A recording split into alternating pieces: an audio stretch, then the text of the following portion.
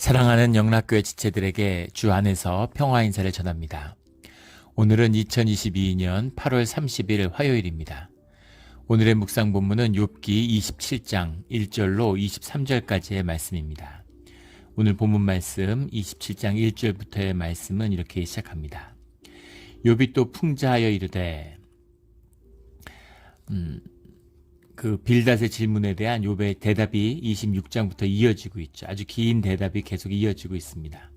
풍자하여 이르되라고 했는데 풍자한다라는 말이 이제 메샬로프라는 말입니다. 메샬로프라는 말은 풍자라는 해석은 좀 어울리지 않아요. 풍자라는 건 이제 비유한다는 얘기인데 비유적인 게 아니라 격언이나 잠언으로 이야기한다 이런 말입니다. 잠언이라는 게 이 메샬로프라는 말이죠. 잠언이라는 잠이 이제 바늘 잠자잖아요. 초두변 밑에 있는 그 바늘로 쿡쿡 찌르는 그런 경계의 이야기, 격언의 이야기, 이 잠언이죠. 잠언과 같이 교훈적인 이야기, 그런 도전적인 이야기, 그렇게 이야기한다 이런 뜻입니다. 나의 정당함을 물리치신 하나님, 나의 영혼을 괴롭게 하신 전능자의 사심을 두고 맹세하노니, 지금 아주 좀 재밌는 표현이죠. 나의 정당함을 물리치신 하나님, 나의 영혼을 괴롭게 하시는 전능자, 나의 영혼을 괴롭게 하시는 전능자, 나의 모든 이 어려움, 나의 고난과 환난을 나에게 가하신 하나님, 이런 하나님이죠. 이 표현 안에는 나를 파괴하러 온 나의 구원자, 뭐 이런 표현처럼 나이가 모든 어려움 가운데 있지만 또 이것에 대한 구원의 소망도 주님께만 있다라고 하는 역설적인 표현이죠. 우리 인간의 존재의 딜레마 같은 것입니다. 우리가 죽음을 맞이하는, 특히 뭐 억울한 죽음 또는 너무 일찍 죽고 이런 걸 경험하면 비통하죠. 비통한데 그 비통함 속에서도 그 떠나는 영혼을 의탁할 수 있는 존재가 주님밖에 없는 것이죠.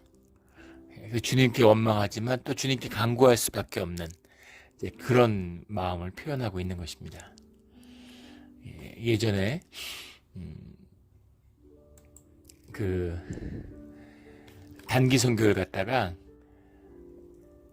아이가 불구가 됐어요. 장애우가 됐습니다. 근데 뭐에 물렸는데 뭔지 모르는데 애가 이렇게 정신적인 질환이 와가지고 이렇게 애가 뭔가 이렇게 멍하고 아무 무기력해졌어요. 하늘이 무너지죠. 다른 것도 아니라 선교를 갔다가 그렇게 됐는데 그 원망을 뭘 하다 말하겠습니까? 다른 건 몰라도 주님의 일을 하면 주님이 지켜주고 보호해 주셔야 되는 거 아니에요? 근데 어떻게 이런 일이 있을 수가 있나 하는 그 비통함인데, 근데 그 권사님의 간증 가운데 그 아이를 통해서 아이의 아픔과 같이 이제 씨름하면서 만나게 되는 주님의 이야기를 듣고 참 많이 눈물도 나고 가슴 아프고 또 많은 은혜를 받았던 그런 기억이 납니다. 그런 아픔을 이야기하는 것이죠. 3절에 나의 호흡이 아직 내 속에 완전히 있고 나의 하나님의 숨결이 아직도 내 코에 있느니라. 주님의 성령이, 주님이 불어넣어준 주님의 입김이 생명이잖아요. 우리의 영입니다. 육신의 생명이 아니라 우리의 영의 생명, 이것이 내 안에 있다라는 건 주님과 교통하고 있고 주님 안에서 내가 주님께 끝까지 간구한다. 주님 앞에 내가 맹세코 주님에게 마지막 증언을 하는 그런 아주 결연한 그런 고백이 들어있는 거죠. 점점 강도가 세지고 있어요. 4절에 결코 내 입술이 불의를 말하지 아니하며 내 혀가 거짓을 말하지 아니하리라. 이 말은 주님의 심판대에 서겠다는 것이죠. 그것만이 내 소망이고 그때 설 때 나의 문제, 지금 죄를 지어서 벌 받았다고 그러는데 그게 결코 아니라고 하는 그 신원을 주님 앞에서 이루겠다라는 겁니다. 예전에 내 믿음은 길 위에 있다, 아스팔트 위에 있다인가 길 위에 있다라고 하는 그런 우리 한국의 인권운동을 그 70년대 이렇게 주도했던 목사님의 자전적인 이야기를 쓴 책을 본 적이 있습니다. 굉장히 감동받고 사실 눈물이 많이 났는데 70년대 인권운동을 돕다 보니까 이분이 뭐 좌파도 아니고 무슨 진보적인 가치관을 가진 분이 아니죠. 목사입니다. 근데 이제 교인들 중에서 청년들 중에 이제 그런데 연루된 자들을 돕고 또 감옥에 붙들려 간 애들 돕고 이러면서 정부의 미운 털이 박힌 거죠. 예, 그래서 이제 올가미를 씌워서 그 뭐 70년 유신 시절에 그런 시절이었잖아요. 붙들려 갔는데 예, 근데 이제 막 고문을 당하는 거죠.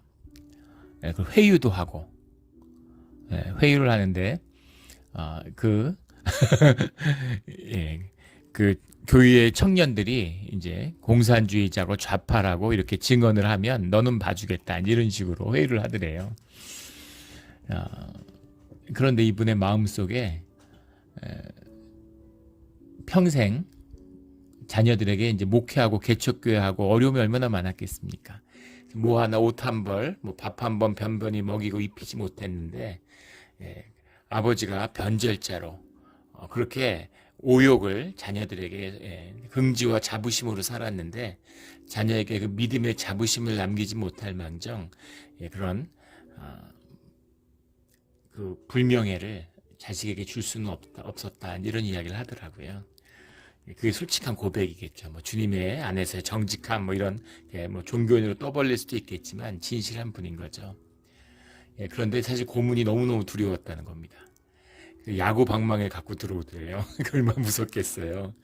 근데 마음속에 주님께 기도했는데 야구 방망이로 맞으면 맞고 한 번에 직사하게 해달라고 너무 고통스럽고 아프고 힘들고 또 내 양심을 내가 지킬 수 있을까? 내 믿음을 지킬 수 있을까? 이제 그런 두려움이 있는 거죠. 그래서 주님 앞에 맞으면 야구 방망이로 맞으면 한 번에 직사하게 해달라 이렇게 기도를 드렸다. 이제 그런 고백이 거기 나옵니다. 그런 것이죠. 죽는 게 문제가 아니라 그런 주님을 뭐 배신하고 주님께 죄를 지었기 때문에 주님께 벌을 받았다. 이런 걸 남기고 싶지는 않은 것이죠. 그래서 그것을 주님 앞에서 신원하고 씻고 싶다라고 하는 또 꼭 뭐 자녀에게가 아니라 세상에 남겨서가 아니라 그것이 자신의 양심이고 자기의 존재의 이유인 것이죠. 그게 아니라는 것을 내 구원이 주께 있다는 것을 주님 앞에 밝히고 싶다라고 하는 간절한 고백입니다. 5절에 나는 결코 너희를 옳다 하지 아니하겠고 내가 죽기 전에는 나의 온전함을 버리지 아니할 것이라.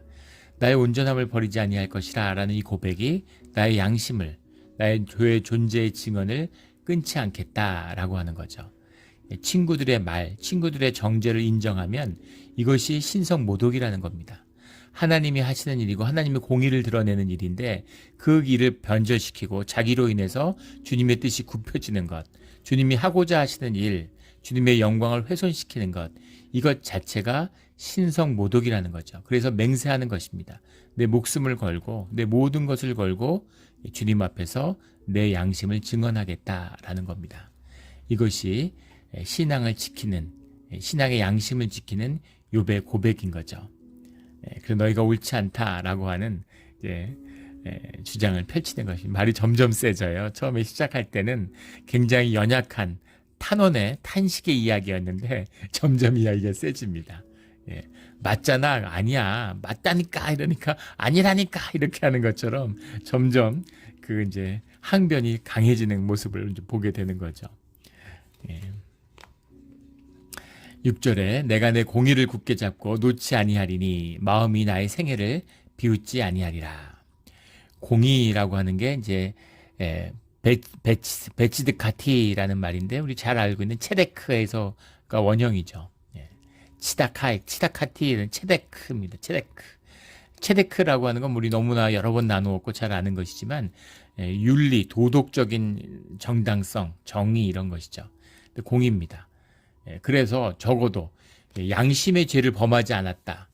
이런 이야기죠. 하나님의 뜻에서 벗어난 게 죄입니다.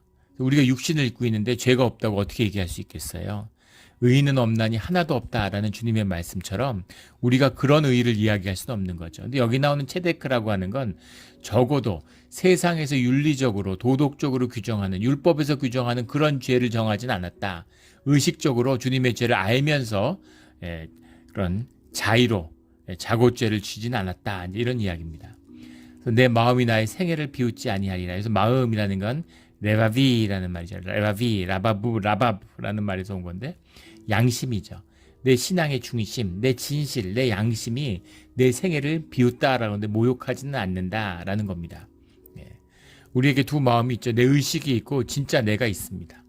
내 인식이 진짜 내가 나를 부끄러워하면 안 되죠.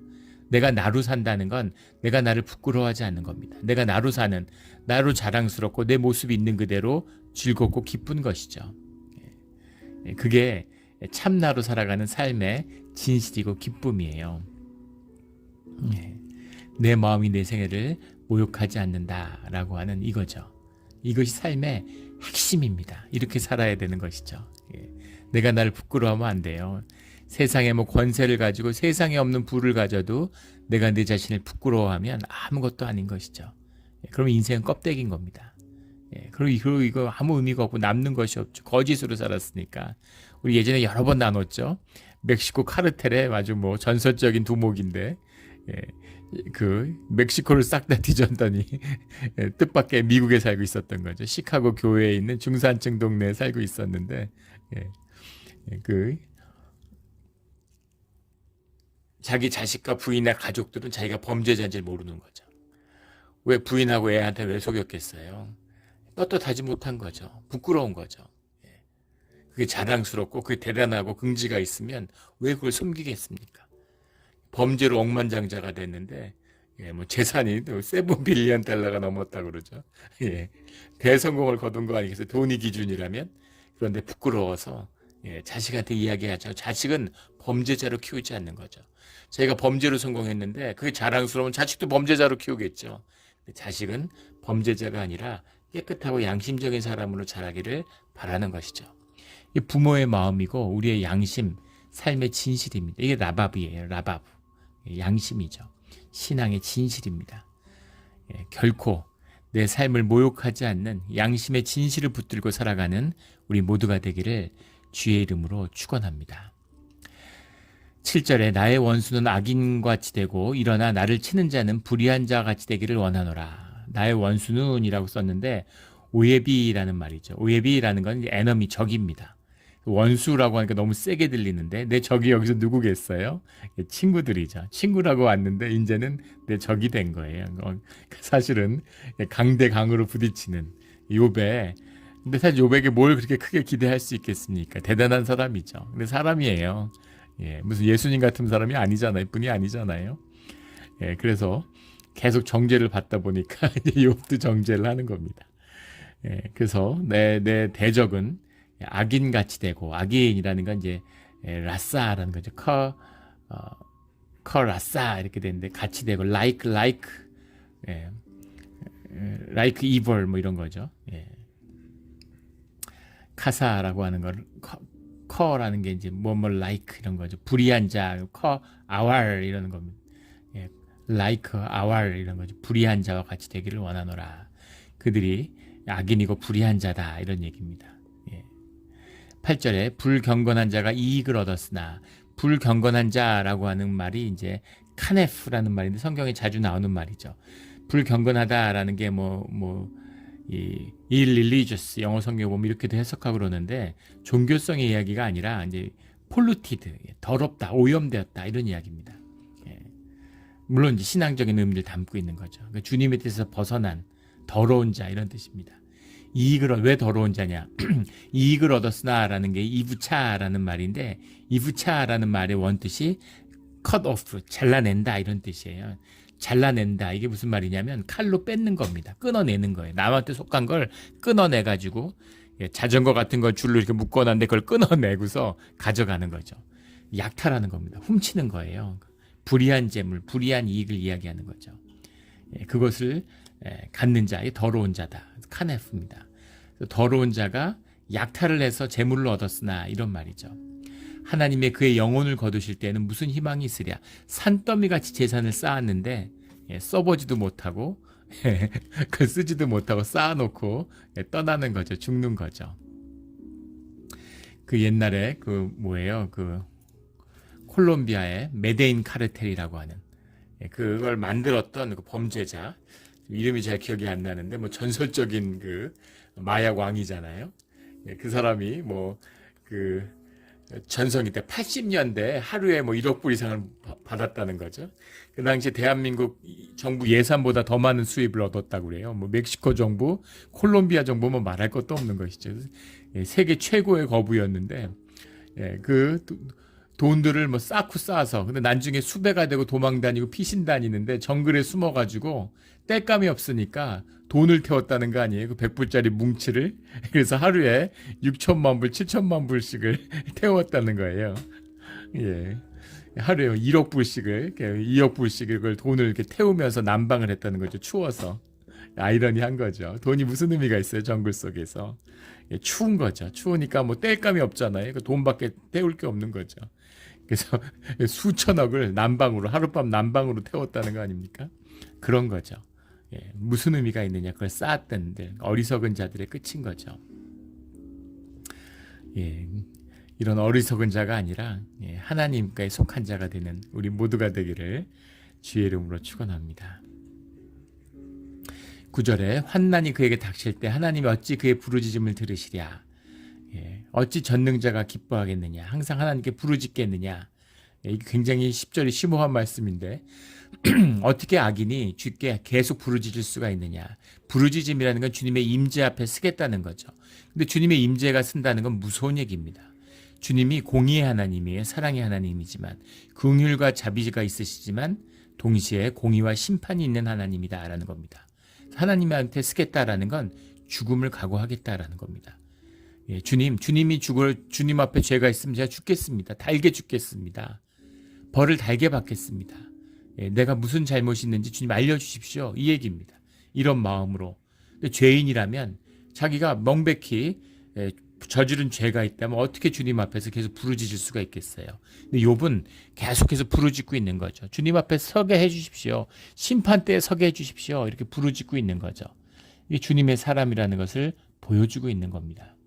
그래서 죄가 있겠죠. 당연히. 어떻게 죄가 없겠습니까? 그러나 주님 앞에 명백한 공의를 깨며 스스로 의식적으로 주님을 거역한 일이 없었습니다. 주님 아시지 않습니까? 그게 사실 없어서 시작된 일이죠. 예. 그게 없기고 의로운 사람이 의인이라고 주님이 기뻐하시기 때문에 마귀의 시험이 시작된 거죠. 주님이 허락하셨죠. 예. 지금 주님이 잘해주시고 축복하고 복 주니까 좋아하는 거지. 그게 인간입니다. 주님이 부를 다 걷어보십시오. 건강 걷어보십시오. 가족 걷어보십시오. 주님께 돌아올 인간이 어디 있습니까? 근데 주님은 욥은 돌아온다.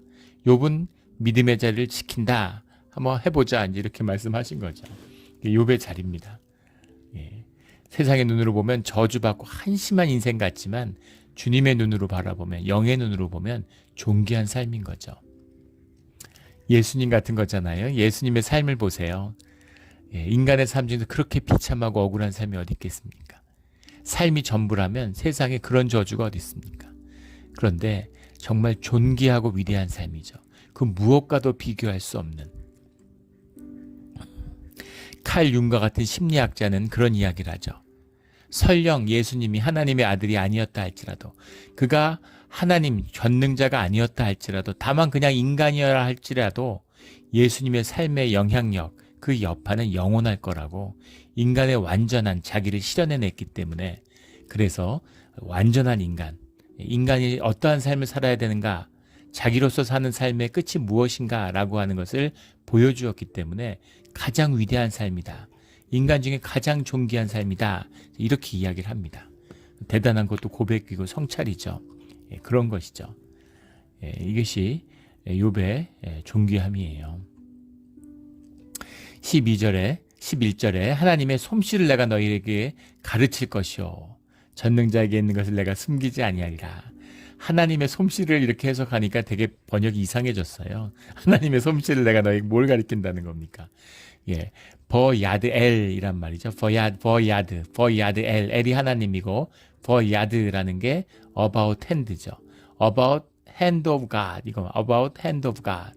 하나님의 손에 대해서 내가 너에게 이야기하겠다, 이런 이야기입니다. 보여준다, 이런 이야기죠. 증거한다.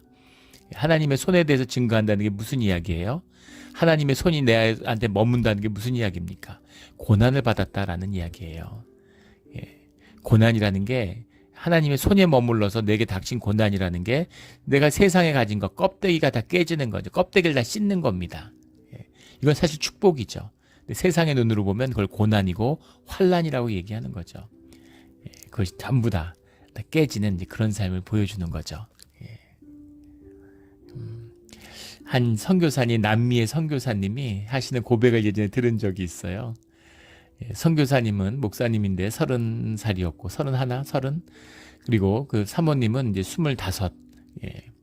그런데 이제 총회 파송 선교사로 남미에 가게 됐는데 볼리비아에 도착해서, 근데 가기 전에 얼마나 우여곡절이 많았겠어요. 그 시절에 80년대, 70년대, 그때 70년대 가게 됐는데, 우여곡절 끝에 그 총회에다가 선교의 포부와 꿈을 가지고, 총회 파송 선교사가 없는 곳이 어디냐 그러니까 볼리비아에 없다 그래서 볼리비아로 아무 연고도 없고 알지도 못하는, 아는 사람도 없고 돈도 없고 뭐 아무것도 없고 집두절도 없는, 아무것도 없는 그 지역에서, 그 온갖 그 시절에는 여권을 받는 게 어려웠죠. 여행이 금지돼 있어가지고 우리가 여행이 자유화된 게 80년대 중반입니다. 그런데 선교사로 여권을 받는 게 얼마나 어려웠겠어요. 그 나라의 비자를 받는 게 아니라 한국에서 여권을 받는 것 자체가 어려운 겁니다. 우여곡절 끝에 볼리비아에 이렇게 내렸는데, 볼리비아의 공항에 내려서 볼리비아의 공기를 마시는 순간 눈물이 핑 돌고 그렇게 감사하더라는 거예요. 얼마나 감사하고 기쁨이 넘치는지, 드디어 복음을 들고 왔구나. 근데 그 순간에 너무너무 행복하고 뭐라 말할 수 없는 기쁨이 있어서 내일 죽어도 감사하고 좋겠다. 볼리비아에서 죽게 돼서 감사하다. 이런 고백이 나왔다는 겁니다. 미친 거죠. 바로 이것입니다. 이것이에요. 주님을 만나야 된다. 뭐 주님과 함께 해야 된다. 뭐 아무리 떠들면 뭐 하겠습니까?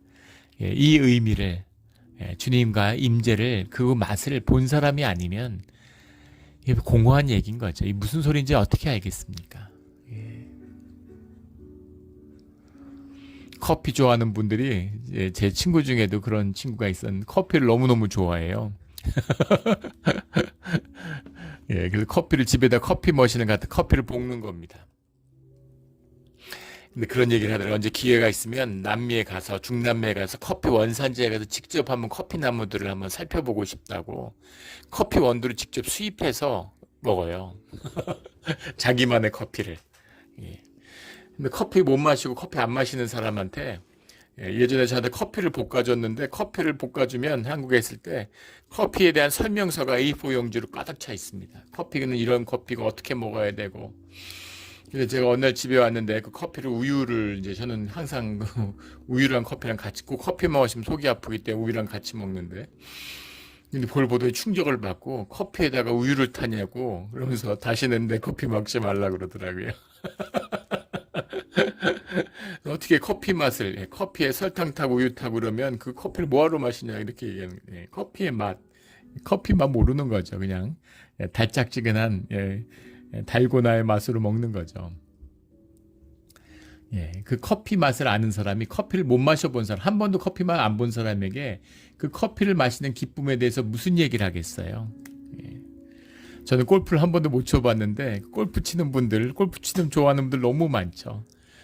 그 골프장에 서서 골프채를 탁 휘두르는데, 골프가 딱 맞으면 웅 소리가 난대요. 공에서 그렇게 표현하시더라고요. 웅 소리가 나고 날아갈 때 그 270도의 그 잔디 조망으로 날아가는 그 공을 바라볼 때 뭐라 말할 수 없는 쾌감이 있다고 그러시더라고요. 그게 뭔지 모르죠. 말로 들었는데 그거 헤아릴 수나 있겠습니까?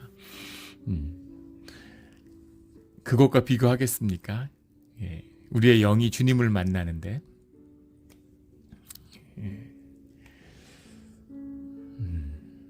주님을 꼭 만나는 그 맛을 보는 우리의 신앙의 길이 되기를 주의 이름으로 축원합니다. 13절에 악인이 하나님께 얻을 분깃, 포악자가 전능자에게서 받을 산업은 이것이라. 분깃이라는 거, 그 성경에 많이 나오는 거죠. 칼라크라고 하는 거고, 산업이라는 건 나칼라트라는 말인데, 포지션, 프로퍼티, 이제 이런 말이죠. 14절에 그의 자손은 번성하여도 칼을 위하며라고 했는데, 이제 카라브라는 말인데, 칼이라고 하는 게 칼이란 뜻도 되겠지만 소멸, 파멸한다 이런 말이에요. 자손은 번성하는 것 같아도 자손이 번성이 주님의 축복으로 여겼죠. 유대인들의 가장 중요한 축복은 자손의 번성입니다. 그런데 그것의 끝이 결국은 다 소멸하는 것이다. 잘 되는 것 같지만 결국은 망한다. 이것이 악의 본질이다라는 거죠. 그의 후손은 음식물로 배부르지 못할 것이며 음식물을 먹어도 배부르지 못한다라는 뜻이 아니라 먹을 음식이 없다 이런 말입니다. 단순한 표현이에요. 그러니까 전쟁의 위험, 무슨 소멸하고 파멸하는 사람들이 막 학살당하고 이런 어려움을 겪고 거기서 살아남아도 먹을 음식이 없다라는 거죠.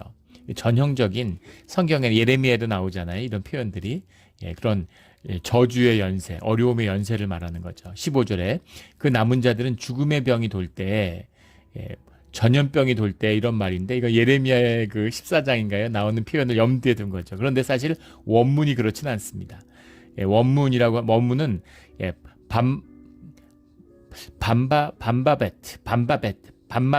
밤마베트 이런 말인데 이 원형이 무스예요. 죽음입니다. 남은 자들은 죽는다 이런 얘기예요. 그러니까 이렇게 저렇게 살아남아서 끝까지 살아남은 것처럼 생존을 해도 결국은 다 죽는다는 것이죠. 죽음을 피할 자가 어디 있겠어요? 다 죽잖아요. 죽음을 피하면 주님의 심판이 기다리고 있는 것이죠. 16절에 비록 은을 티끌같이 쌓고 의복을 진흙같이 준비할지라도 이거 재미있는 표현이죠. 티끌과 진흙은 허무함과 의미 없는 것의 상징이죠. 근데 은은 이제 돈이잖아요. 의복이라는 거는 이제 우리를 부를 상징하는 거잖아요. 은을 티끌같이 쌓고 의복을 진흙같이 준비할지라도 아무 허무한 아무것도 아니라는 거죠. 쌓아놔서 무엇하겠냐는 거예요. 1년에 믿어지십니까? 한 통계를 봤는데 세계 옷이 800억 벌이 만들어진대요. 깜짝 놀랐습니다. 800억 벌. 모든 인류가 사실 갓난아기서부터 모든 인류가 10벌씩 입을 수 있는 옷을 만드는 거죠. 근데 놀라운 건 그중에 200억 벌은 한 번도 입어보지 못한 채 팔리지 않은 채 그냥 다 버려진다는 겁니다. 사서 안 입는 게 아니라 아예 팔리지 자체가 않은 200억 벌의 옷이 그냥 다 버려지고 입혀지지 않는데 이게 인간들이 하는 짓입니다. 티끌같이 쌓았지만 아무 의미가 없는 것이죠. 19절에 부자로 누우려니와 악인들의 이야기죠. 다시는 그렇지 못할 것이요 눈을 뜬 지가 아무것도 없으리라. 다시는 그렇지 못할 것이다 이렇게 해석했는데 벌로우 예사프 이런 말인데 벌로우 버가 이제 벗이죠. 로우가 낫. 그러나 낫 뭐가 낫이냐면 예세프라는 게 돌아온다 이런 뜻이에요. 돌이킨다. 부자로 눕는다라는 건 부자로 죽는다는 거죠. 하지만 다시 이 땅에 돌아오지 않는다라는 얘기죠. 그리고 눈을 뜬즉 아무것도 없으리라. 죽음이 끝이 아니죠. 죽음이 끝이면 죽음이 닿으면 부자로 한번 살아보는 것도 좋겠죠. 근데 영원한 삶이 영생의 삶이 기다리고 찰나의 순간을 사는 것입니다. 눈을 떠보니까 내가 주어진 동안 다 쌓았는데 아무것도 없는 거예요.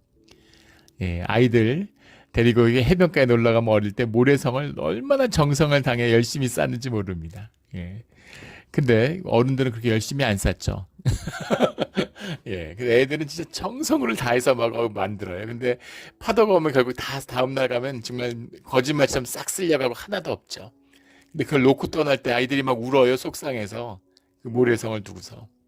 어른도 똑같지 않습니까? 인생이 그런 것이죠. 잔뜩 쌓아놓고 떠나는 것입니다. 쌓지 말고 누리라고 말씀하시는 거죠. 주님은 누리고 나누고 기쁨을 누리고 평화를 누리고 그 관계의 깊은 그 의미들을 누리고 그리고 기쁨으로 그 삶이 자라나는 귀한 믿음과 양심의 귀한 그릇을 만들어서 축복의 그릇을 만들어서 주님 앞으로 오라는 겁니다. 그럼 주님이 지락을 영원한 축복을 그 그릇에 채워주신다고 말씀하고 계시는 거죠. 그 축복을 놓치지 않는 그 기쁨의 그릇을 놓치지 않는 지금 학교 다니는 거잖아요. 학교 다닐 때 공부 열심히 해야죠. 왜냐하면 학교가 끝이 아니기 때문입니다. 그 다음에 기다리고 있는 우리가 쌓아온 믿음과 우리의 삶의 그릇을 채울 영생이 기다리고 있다는 거죠. 영생의 축복을 예비하는 하늘의 복을 쌓는 우리의 삶의 자리 오늘 하루가 되기를 주의 이름으로 축원합니다. 아멘. 함께 기도드리겠습니다. 하나님 아버지 감사합니다. 우리 믿음이 연약하고 보잘것없지만 욥처럼 늘 주님께 부르짖으며 주님 앞에서 공의를 심판받겠다고 호소할 수 있는 이런 당당한 양심의 꺼리낌이 없고 양심이 삶을 비웃지 않는 내 삶이 내게 참나에게 모욕이 되지 않는 진실하고 소중한 삶, 세상의 어떤 모습이든 세상 사람이 어떻게 보든 주님이 알아주시는 그런 소중하고 귀한 삶을 사는 오늘 하루가 되기를 간절히 소원합니다. 감사하며 예수 그리스도 이름으로 기도드렸습니다. 아멘.